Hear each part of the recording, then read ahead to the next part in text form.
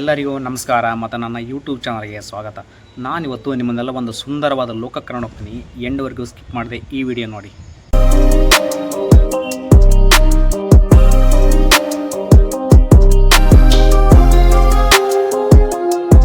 ಆ ಸುಂದರವಾದ ಲೋಕ ಇರೋದು ಕೊಪ್ಪಳದ ಹೃದಯ ಭಾಗದಲ್ಲಿರುವ ಮತ್ತು KSRTC ಬಸ್ ಸ್ಟಾಪಿಂದ ಹತ್ತಿರ ಇರುವ ತೋಟಗಾರಿಕೆ ಇಲಾಖೆಯಲ್ಲಿ. ಕೊಪ್ಪಳದಿಂದ ಹೊಸಪೇಟೆಗೆ ಹೋಗ್ಬೇಕಾದ್ರೆ ಇದು ಎಡಗಡೆ ಬರುತ್ತೆ. ಬಸ್ ಸ್ಟಾಪಿಂದ ನಾವು ನಡ್ಕೊಂಡೆ ಈ ಬಿಲ್ಡಿಂಗ್ ಇಲ್ಲಿಗೆ ಬರ್ಬೋದು ನಾವು. ಇದೇ ನೋಡಿ ಆ ಕೊಪ್ಪಳದ ತೋಟಗಾರಿಕೆ ಇಲಾಖೆ ಬಿಲ್ಡಿಂಗು. ನಾನು ಹೇಳಿದ ಲೋಕ ಬೇರೆ ಯಾವುದು ಅಲ್ಲ, ಅದುವೇ ಸಸ್ಯಲೋಕ.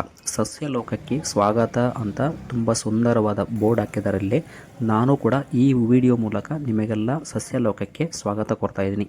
ಬನ್ನಿ, ಮತ್ತೆ ಯಾಕೆ ತಡ ಮಾಡೋದು, ಇದ್ರ ಒಳಗಡೆ ಹೋಗ್ಬಿಟ್ಟು ಏನೇನು ಪ್ರದರ್ಶನಕ್ಕೆ ಇಟ್ಟಿದ್ದಾರೆ, ಇಲ್ಲಿ ನಾವು ಏನೇನು ಮಾಹಿತಿ ಪಡಿಬೋದು, ಮತ್ತು ನಾವು ಇಲ್ಲಿ ಏನಾದರೂ ಪರ್ಚೇಸ್ ಮಾಡ್ಬೋದಾ ಅಂತ ನೋಡ್ಕೊಂಬರೋಣ. ಇನ್ನೂ ನನ್ನ ಚಾನಲ್ನ ಸಬ್ಸ್ಕ್ರೈಬ್ ಆಗಿಲ್ಲ ಅಂದರೆ ಸಬ್ಸ್ಕ್ರೈಬ್ ಮಾಡಿ. ಎಂಟ್ರಿ ಆದ ತಕ್ಷಣ ಮೊದಲು ನಮಗೆ ಕಾಣೋದು ಎರೆಹುಳು ಗೊಬ್ಬರ. ಈ ಎರೆಹುಳು ಗೊಬ್ಬರನ ಕೊಪ್ಪಳದ ತೋಟಗಾರಿಕೆ ಇಲಾಖೆಯವರು ಮಾಡಿದ್ದಾರೆ ಮತ್ತು ಇದನ್ನು ಮಾರಾಟಕ್ಕೆ ಸಹ ಇಟ್ಟಿದ್ದಾರೆ. ಇದು ತೋಟಗಾರಿಕೆ ಮತ್ತು ತರಕಾರಿ ಬೆಳೆಗೆ ಭಾಳ ತುಂಬ ಉಪಯೋಗ ಆಗುತ್ತೆ. ಅದರ ಪಕ್ಕದಲ್ಲೇ ಚೆಂಡು ಹೂವು, ಟೊಮೊಟೊ ಮತ್ತು ಬದನೆಕಾಯಿ ಸಸಿಗಳನ್ನು ಕೊಕೋಪಿಟ್ನಲ್ಲಿ ಬೆಳೆಸಿದ್ದಾರೆ. ಅವು ತುಂಬ ಹೆಲ್ತಿ ಇದ್ದಾವೆ, ನೋಡೋಕ್ಕೆ ಚೆನ್ನಾಗಿದ್ದಾವೆ. ಬೇಕಂದ್ರೆ ನಾವು ಪರ್ಚೇಸ್ ಸಹ ಮಾಡ್ಬೋದು. ಮನೆ ಮುಂದೆ ನಾವು ತುಳಸಿ ಹಾಕ್ತೀವಂದರೆ ತುಳಸಿ ಸಸಿ ಸಹ ಇಲ್ಲಿ ಸಿಗುತ್ತೆ. ಇಲ್ಲಿ ಇವು ಕಾಣ್ತಾವಲ್ಲ ತೆಂಗಿನ ಸಸಿಗಳು, ಇವು ತಿಪ್ಟೂರ್ ತಳಿ. ಇವು ತುಂಬ ಎತ್ತರ ಬೆಳೀತಕ್ಕಂಥ ಮರಗಳಿವು, ತೆಂಗಿನ ಮರಗಳಿವು. ಮತ್ತು ಇದರ ರೇಟು 80 ರೂಪಾಯಿ ಇದೆ. ಬೇಕಂದ್ರೆ ಆರ್ಡ್ರ್ ಕೊಟ್ಟರೆ ನಮಗೆ ಹೋಮ್ ಡೆಲಿವರಿ ಸಹ ಕೊಡ್ತಾರಂತೆ ಅವರು.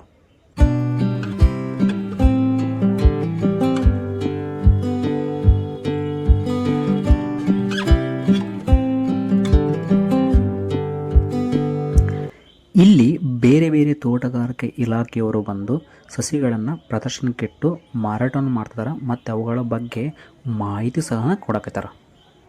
ಇವು ದುಂಡು ಮಲ್ಲಿಗೆ ಸಸಿಗಳು. ದುಂಡು ಮಲ್ಲಿಗೆ ಯಾವ ಹೆಣ್ಣುಮಕ್ಳು ತಾನೇ ಇಷ್ಟ ಇಲ್ಲ ಹೇಳಿ ನೋಡೋಣ. ಅದ್ರ ಪಕ್ಕದಲ್ಲಿ ದಾಸವಾಳ ಹೂವಿನ ಗಿಡ ಇರ್ತದೆ. ದಾಸವಾಳ ಹೂವಿನ ಗಿಡಗಳ ಒಳಗೆ ಎಷ್ಟು ವೆರೈಟಿ ಅದಾವು, ಎಷ್ಟು ಕಲರ್ ಅದಾವೆ, ಅವನ್ನೆಲ್ಲವೂ ಸಸಿಗಳು ಸಹ ನಾವು ಇಲ್ಲಿ ಕಾಣ್ಬೋದು. ಮತ್ತು ಇವೆಲ್ಲ ಸಸಿಗಳು, ದುಂಡು ಮಲ್ಲಿಗೆ, ದಾಸವಾಳ ಸಸಿಗಳು ರೀಸನಬಲ್ ರೇಟಲ್ಲಿ ಇಲ್ಲಿ ಸಿಗ್ತವೆ. ಸೋಲಾರ್ ಎನರ್ಜಿ ಮತ್ತು ಗೌರ್ಮೆಂಟ್ ಕಡೆಯಿಂದ ಸೋಲಾರ್ ಎನರ್ಜಿಗೆ ಸಬ್ಸಿಡಿ ಸಿಗೋದ್ರ ಬಗ್ಗೆ ಇವ್ರು ಮಾಹಿತಿ ಕೊಡಕತ್ತಾರೆ. ಇಲ್ಲಿ ಇದು ಸಸ್ಯ ಪ್ರಿಯರಿಗಂತೂ ಹೇಳಿ ಮಾಡಿದ ಜಾಗ. ಇಲ್ಲಿ ಎಲ್ಲ ಥರದ ಹೂವಿನ ಗಿಡಗಳು ಸಿಗ್ತವೆ. ಅವು ರೀಸನಬಲ್ ರೇಟ್ ಇರೋದು. ಹೊರಗಡೆ ಕಂಪೇರ್ ಮಾಡಿದ್ರೆ ಇಲ್ಲಿ ರೇಟ್ ಕಡಿಮೆ ಅಂತಲೇ ಹೇಳ್ಬೋದು.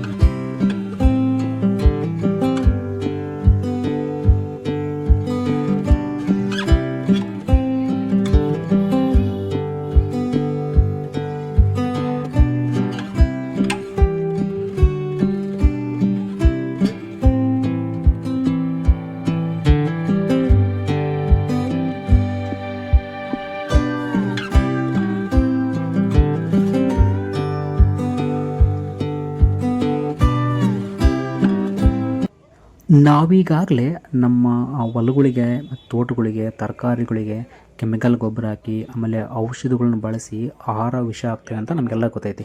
ಮತ್ತು ಭೂಮಿ ಅಂತೂ ಹಾಳಾಗೋಗ್ಬಿಡತ್ತೆ.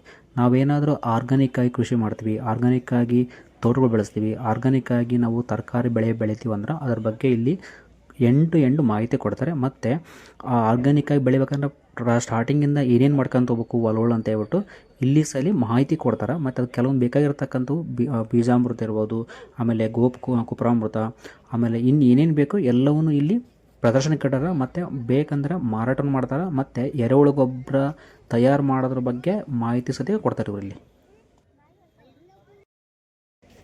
ಆಗಸ್ಟ್ನಲ್ಲಿ ಇದು ಪ್ರಾರಂಭ ಆಗಿರೋದ್ರಿಂದ ಇಲ್ಲಿ ನಮ್ಮ ಇಂಡಿಯಾ ಮ್ಯಾಪ್ನ ಇಟ್ಕೊಂಡು ಅದ್ರ ಮುಂದೆ ಹ್ಯಾಪಿ ಇಂಡಿಪೆಂಡೆನ್ಸ್ ಡೇ ಅಂತ ಬರ್ತಾರೆ.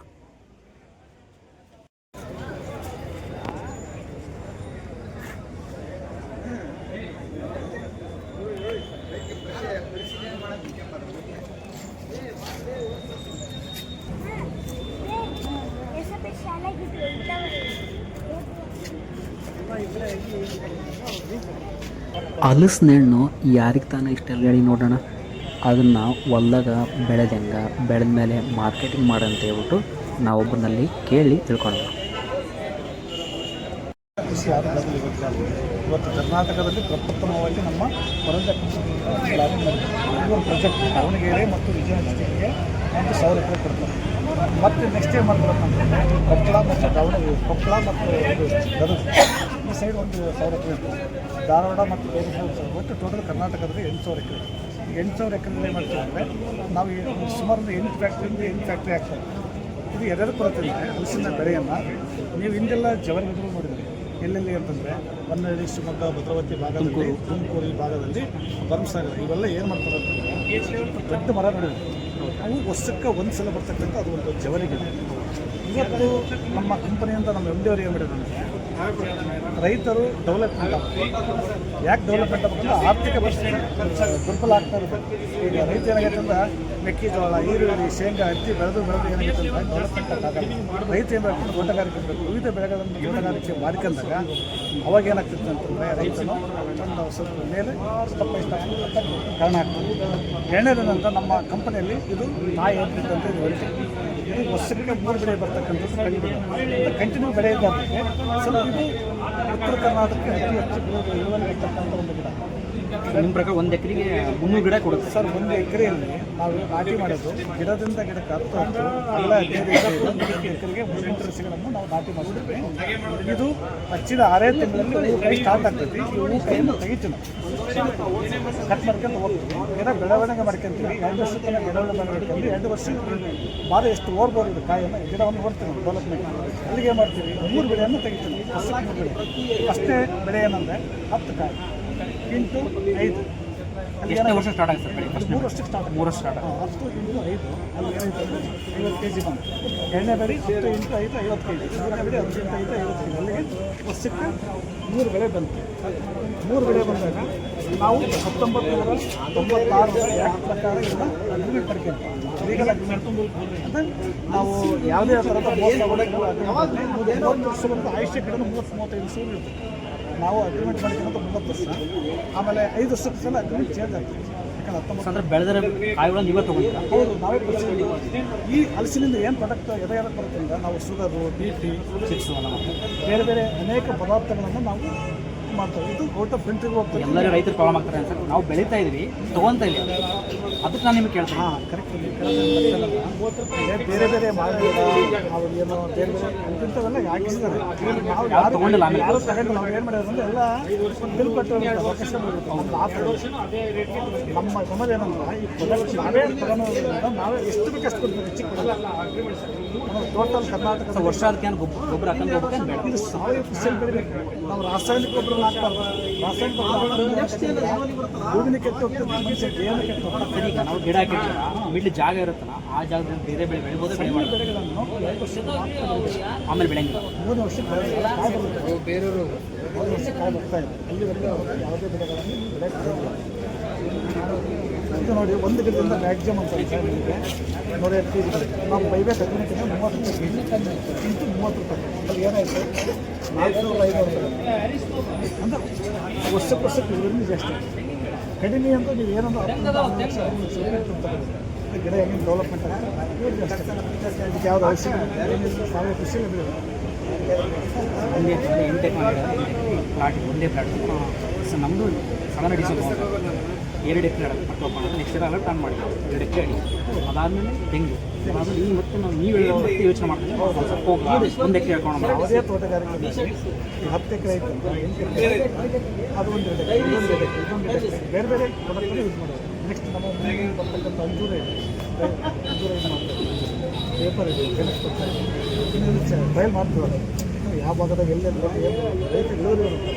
ಈಗ ನಾವು ಕುಣಿಗೆ ತರಿಸಿದ್ರೆ ನಮ್ದು ಎಲ್ಲ ಮುಂದೆ ಬಂದವರು ಗಿಡ ಕೊಡ್ತಾರೆ, ಗೊಬ್ಬರ 250 ರೂಪಾಯಿ ಕೊಡ್ತೀವಿ. ಗೊಬ್ಬರ ಕೊಡ್ತಾರೆ. ಇಂಥ 300 ಗಿಡಕ್ಕೆ 70 ಸಾವಿರ. ನಾವೊಂದು 15 ಸಾವಿರ ಒಂದು 2 ತಿಂಗಳು ಅಲ್ಲಿಗೆ ಸರ್ ನಿಮ್ಮ ಕಂಟಿನ್ಯೂ ಟಚಲ್ಲಿ ಇರ್ತಾರೆ. ನಾವು ಪ್ರತಿ ತಿಂಗಳು ನಮ್ಮ ಕಂಪನಿ ಅಂತಕ್ಕಂಥದ್ದು ಹೊರತು ಬಂದು ಸಮಯ ಅದಕ್ಕೆ ಒಂದು ಚಾರ್ಜ್ ಮಾಡ್ತಾರೆ. ಯಾವುದೇ ನೋಡಿ, ಲಾರಿ ಟ್ರಾನ್ಸ್ಪೋರ್ಟು ಆ ಏರಿಯಾದು ನಮ್ಮದೇ. ನಮ್ಮ ಲೇಬರ್ ಟೀಮ್ ಬರುತ್ತೆ, ಅದಕ್ಕೂ ದುಡ್ಡು. ಎಲ್ಲರೂ ಲಾರಿ ಟ್ರಾನ್ಸ್ಪೋರ್ಟ್ ಬರುತ್ತೆ, ಅದಕ್ಕೂ ಅಂದರೆ ಲಾರಿ ಅಂದರೆ ಹೊಲ್ದಾಗ ಬರಲಿಲ್ಲ ಅಂದರೆ ಓಟಿ ನಿಲ್ಲಿಸ್ತಾರೆ. Helping understand. ಟ್ಯಾಕ್ಟ್ರಿ ಕೊಟ್ಟು ಕಾಯೋಕ್ಕೆ ನಮಗೆ ಹೆಲ್ಪಿಂಗ್ ಮಾಡೋದು. ಮೂರನೇದು ತಿಂಡಿ ನಾವು 30 ರೂಪಾಯಿ kg ಕೊಡ್ತಾ ಇದ್ವಿ. ನಾಳೆ ಮಾರ್ಕೆಟ್ ಅಂದರೆ ಡೌನ್ ಆಗಿ ಇತ್ತು ಅಂದರೆ ನಾವು 30 ಟೈಮ್ ಫಿಕ್ಸ್ ಕೊಡ್ತಾ ಇದ್ದೀವಿ. ಒಂದು ವೇಳೆ ಏನಾದರೂ ಜಂಪ್ ಆಗಿರ್ತಕ್ಕಂಥ ಹಾಕಿಕೊಡ್ತೀವಿ. ಅದೇನು ಮಾರ್ಕೆಟ್ನಲ್ಲಿ ಏನು ಯಾರಿಗೂ ಮೋಸ ವಂಚನೆ ಮಾಡಲ್ಲ. ಇವ್ರ ಕಾಂಟ್ಯಾಕ್ಟ್ ಡೀಟೇಲ್ಸ್ನ ನಾನು ಡಿಸ್ಕ್ರಿಪ್ಷನ್ ಕೊಟ್ಟಿರ್ತೀನಿ. ನಿಮಗೇನಾದರೂ ಹಲಸಿನ ಕುಸಿಯಲ್ಲಿ ಇಂಟ್ರೆಸ್ಟ್ ಅಂದರೆ ಇವ್ನ ಕಾಂಟ್ಯಾಕ್ಟ್ ಮಾಡಿ ನೀವು ಮಾಹಿತಿನ ಪಡಿಬೋದು. ಇಲ್ಲಿ ತರಕಾರಿ ಬೆಳೆಗಳ ಎಲ್ಲ ಸಸಿಗಳು ಮತ್ತು ವೆರೈಟಿ ಹೂವಿನ ಏನಿದಾವಲ್ಲ ಅವೆಲ್ಲ ಸಸಿಗಳು ಇಲ್ಲಿ ಸಿಗ್ತವೆ. ಮತ್ತು ತೋಟಗಾರಿಕೆ ಬೆಳೆಗಳ ಮಾಹಿತಿ ಮತ್ತು ಗೌರ್ಮೆಂಟ್ ಕಡೆಯಿಂದ ಸಿಗತಕ್ಕಂಥ ಒಂದು ಸಬ್ಸಿಡಿಗಳ ಬಗ್ಗೆ ಮಾಹಿತಿ ಕೊಡ್ತಾರೆ. ಮತ್ತು ತೋಟಗಾರಿಕೆ ಬೆಳೆಗಳಾದ ಅಡಿಕೆ, ತೆಂಗು, ಮಾವು, ನಿಂಬೆ, ಎಲೆಬಳ್ಳಿ, ಮೆಣಸು, ಡ್ರ್ಯಾಗನ್ ಫ್ರೂಟ್ ಸಸಿ, ಕರಿಬೇವು, ನುಗ್ಗೆ, ದಾಳಿಂಬೆ, ತಾಳೆಗಿಡಗಳು ಮತ್ತು ಏನೇನು ತೋಟಗಾರಿಕೆ ಬೆಳೆಯಲ್ಲಿ ಬೆಳಿತೀವೋ ಅವು ಎಲ್ಲ ಸಸಿಗಳು ಸತಿಗೆ ಇಲ್ಲಿರ್ತವೆ. ಅವ್ರ ಹತ್ರ ಇಲ್ಲಂದರೆ ನಮ್ಮ ಕಾಂಟ್ಯಾಕ್ಟ್ ನಂಬರ್ ತೊಗೊಂಡು ಎಷ್ಟು ಬೇಕಂತ ಆರ್ಡರ್ ತೊಗೊಂಡು ಮತ್ತು ಅವ್ರು ನಮಗೆ ಹೋಮ್ ಡೆಲಿವರಿ ಸತಿ ಕೊಡಿಸ್ತಾರಂತೆ. ಒಂದು ಒಳ್ಳೆ ಇನ್ಫಾರ್ಮೇಷನ್ನು ಇಲ್ಲಿ ಸಿಗುತ್ತೆ ಬಂದರೆ ನೀವು.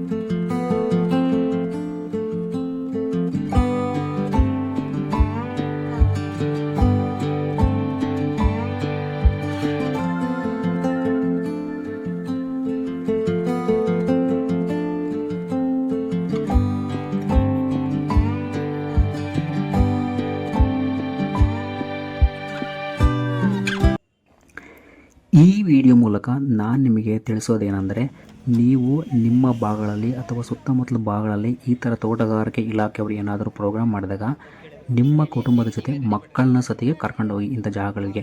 ಯಾಕಂದ್ರೆ ಮಕ್ಕಳು ಬರೀ ಬುಕ್ಕ, ಟಿ ವಿ, ಮೊಬೈಲ್ನಲ್ಲಿ ನೋಡಿರ್ತಾರೆ. ಅಲ್ಲಿಗೆ ಹೋದಾಗ ಅಟ್ಲೀಸ್ಟ್ ಅವರಿಗೆ ಸಸಿಗಳ ಬಗ್ಗೆ, ಬೆಳೆಗಳ ಬಗ್ಗೆ ಯಾವ ರೀತಿ ಬೆಳೀತಾರೆ ಅಂತ ಹೇಳ್ಬಿಟ್ಟು ಸ್ವಲ್ಪ ಆದರೂ ಮಾಹಿತಿ ಸಿಗುತ್ತೆ. ಮತ್ತು ಅವ್ರಿಗೂ ಸತವೇ ಈ ಬೆಳೆಗಳ ಬಗ್ಗೆ ಅರಿವು ಮೂಡುತ್ತೆ. ಅಲ್ಲಿ ಈ ಎಲ್ಲ ನೋಡಿದ ಮೇಲೆ ನಿಮಗೆ ಇಲ್ಲ ನಿಮ್ಮ ಮಕ್ಕಳಿಗೆ ಅಥವಾ ನಿಮ್ಮ ಹೆಂಡತಿಗೆ ಇಷ್ಟ ಆಗಿರತಕ್ಕಂಥ ತೋಟಗಾರಿಕೆ ಬೆಳೆ ಇರ್ಬೋದು. ಆ ತೋಟಗಾರಿಕೆ ಬೆಳೆ ಯಾವುದೋ ಸಸಿಗಳು ಇರ್ಬೋದು, ಇಲ್ಲ ನಾವು ಮನೆ ಮುಂದೆ ಹೋಗ್ತೀವಿ ಅಂದರೆ ಹೂವಿನ ಗಿಡಗಳು ಬರ್ಬೋದು, ಇಲ್ಲ ನಮಗೆ ಮನೆ ಒಳಗಡೆ ಹಾಕ್ಕೊಂತೀವಿ ಅಂದರೆ ಇಂಡೋರ್ ಸಸಿಗಳನ್ನು 1 ಅಥವಾ 2 ತಗೊಂಡೋಗಿ ಹೊರಗಡೆ ಹೋಗ್ಬೇಕಾದ್ರೆ. ಇದರಿಂದ ನಿಮ್ಮ ಮಕ್ಕಳಿಗೆ ಈಗಲಿಂದಲೇ ಪರಿಸರದ ಬಗ್ಗೆ ಕಾಳಜಿ ಸಿಗುತ್ತೆ ಮತ್ತು ತಿಳುವಳಿಕೆ ಬರ್ತೈತೆ ಅವರಿಗೆ. ಈ ವಿಡಿಯೋ ನಿಮಗಿಷ್ಟ ಆದರೆ ಒಂದು ಲೈಕ್ ಕೊಡಿ, ಬೇರೆಯವರಿಗೆ ಲಿಂಕ್ನ ಶೇರ್ ಮಾಡಿ, ಮತ್ತು ಚಾನಲ್ನ ಇನ್ನೂ ಸಬ್ಸ್ಕ್ರೈಬ್ ಆಗಿಲ್ಲ ಅಂದರೆ ಸಬ್ಸ್ಕ್ರೈಬ್ ಮಾಡಿ ಅಂತ ಹೇಳ್ತಾ, ಮತ್ತು ಹೊಸ ಜಾಗ ಹೊಸ ವಿಷಯ ಜೊತೆ ಮುಂದಿನ ವಿಡಿಯೋದಲ್ಲಿ ನಾನು ನಿಮಗೆ ಸಿಗ್ತೀನಿ. ಅಂಟಿಲ್ ಅನ್ಲೆಸ್ ಟೇಕ್ ಕೇರ್, ಬಾಯ್ ಬಾಯ್.